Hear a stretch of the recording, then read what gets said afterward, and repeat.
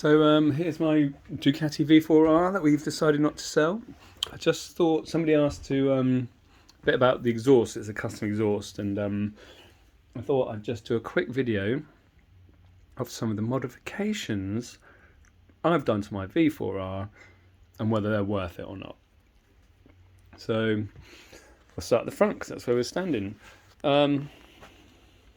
Here's brake ducts. If you're riding a bike on track, I thought they're a complete gash and not worth it.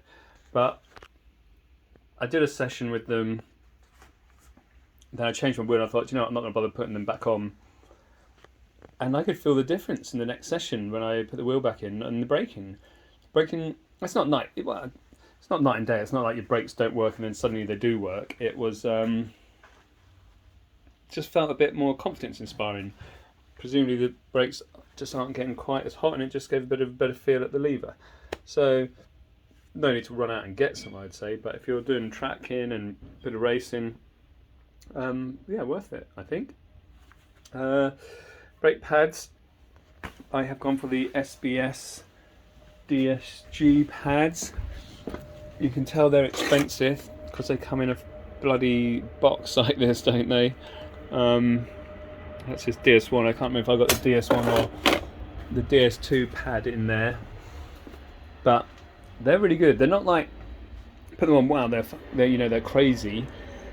They're similar in level to the Z04, but they do two variants, the DS1, DS2, and you can mix up the feel that you get back from them, but they give off way less dust than the Brembos, and they last actually a lot longer than the Z04. And the Z04, as you probably wear, is a long-lasting pad. So that's that, and then just this little spider slider. So when you do fall off, I guess it protects the spider nut. I got a spider nut. I just prefer the colour. Obviously, I've scratched the shit out of it though because I do loads of wheel changes. Spider levers. These are really good because they move. So actually, it's quite handy if you're loading two bikes next to each other and the clutch lever's in the way. But if you crash, it goes up out of the way. We've obviously got race fairing. If you're going on track, you're going to put a race fairing on. That lever's the same that side. Brake lever guard customised from Spider as well. What have we got here? We've got Jet Prime throttle housing. So this is this alloy, some sort of high quality alloy, just more robust in a crash. So that'll protect the potentiometer in there better than the standard one. Pretty much same thing. Jet Prime switch gear, just more robust than the stock item. So when you have a little tumble. Also, I've got the Jet Prime throttle tube. So if you look at any Ducati, the throttle will kind of like almost move like that on before it interacts. So that's a cool little thing. I don't know if we can see it. Yeah, we can see it up there. Just there, this thing here. That's just a lock stop saver, so it stops the forks from moving too much. It's a little bit tricky to fix. You have to take the triple clamp out. And before I did that, I bought this R&G one, which is easier to fit but not as good, I'd say. Then, as you probably notice, I've got Mupo cartridge kit installed. Definitely feels better than the Öhlins. Again, it's not night and day. I mean, the kit the bike comes with is pretty high standard, isn't it? But it's much easier to change the springs. So if you're tracking it regularly or racing it, you're going to change springs track to track. This is a good upgrade. It does feel a bit better. I've kept the ABS on my bike, and that saved my bacon big time the other day.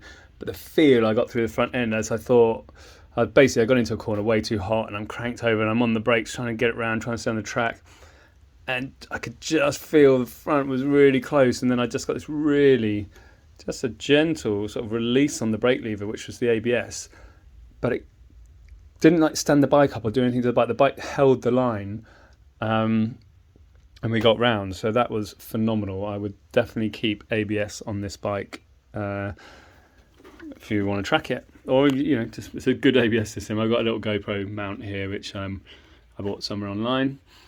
Spider fuel cap, that's pretty cool, just quick release, makes your life easier. Spider engine case, so this gives more protection, and the ventilation is meant to keep the clutch cool, so it performs better, I guess. Spider rear sets. These are exactly the same ones that they use on the BSB Superbikes. The quality is exceptional. You know, rear sets aren't cheap, and especially when you look at them, just a few bits of metal, some ball bearings and stuff. They're a lot of money, but these ones are really good quality. They do feel nice, and it's your contact point with the bike, isn't it? So that's a good thing. Oil filler cap.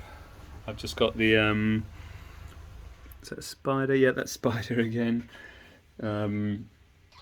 Makes it easy to lock wire because it's got the holes in it. What else have we got? We have got more Spider engine case protection. We've had the upgraded air duct just here for the gear position sensor. We've got the Sprint air filter upgrade. We've had it matte with the SLR handheld device, which is really handy. You can plug that in and clear any error codes as they occur. Who is that made by? Is that full 6? That might be full 6 swing arm protector, but it gives you the toe guard there, so it stops your toes going into these teeth. I don't know why they don't do both ends. This is what's acceptable in racing. I have seen one in Italy that does both, and I'd love to fit something on there, but maybe one day. This is really cool.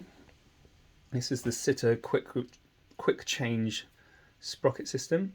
I've got the standard flange on it. It's very tight over that standard flange. It does go, but a lot of people change that. You can get different colours and whatever you want. But the way this works, these Allen bolts heads. If you see the head of that one, it's not round. It's got like a corner missing. So basically, you undo it so that corner sits flush across here. You do that all the way around, and then this disc, you can see the difference in materials here, just pops off. Put another one on, adjust it up. Robert's your father's brother. And then I got the Spider Reracks on that. This is very good because it's one piece. If you've taken the wheel off, you see there's two pieces. There's like a spacer and then a nut. So that conical spacer is just incorporated into the nut, so it makes it a bit easier. The other thing, this would work better if I had a shock in the bike. Maybe we'll just drop. This is the stock shock absorber.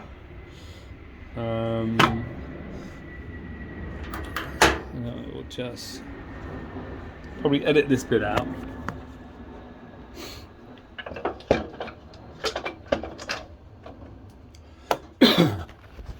That's tank extender actually, and I got the race seats from Motorcycle Race Parts. So this gives you more grip. It's thicker than the stock one. This holds you further back. It's a little bit uncomfortable, but you get used to it. So anyway, we've just popped that shock in to show you. With the normal exhaust, basically it comes here and then it goes down through this gap here, and then you have your two under the bike exits down there. What that means is, and this is really just a small detail, this nut here, you obviously can't access it because this side you've got exhaust work blocking there, you just can't see it. And because it's a big old single-sided swing arm, there is no way to adjust the ride height with the shock on the bike.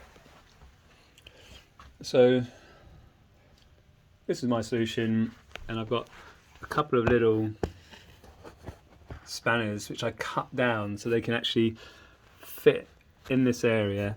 You get it on there and you can just adjust the ride height. But realistically, I found taking the shock off is, well, as you said, just drop that in there. It's not a time-consuming process removing the shock, and you can adjust it up easily on the bench or by your bike while you're on track day. So there is an advantage, but it's not a big advantage. It's not like a night and day. You must do this, or else you're never going to be able to ride your bike.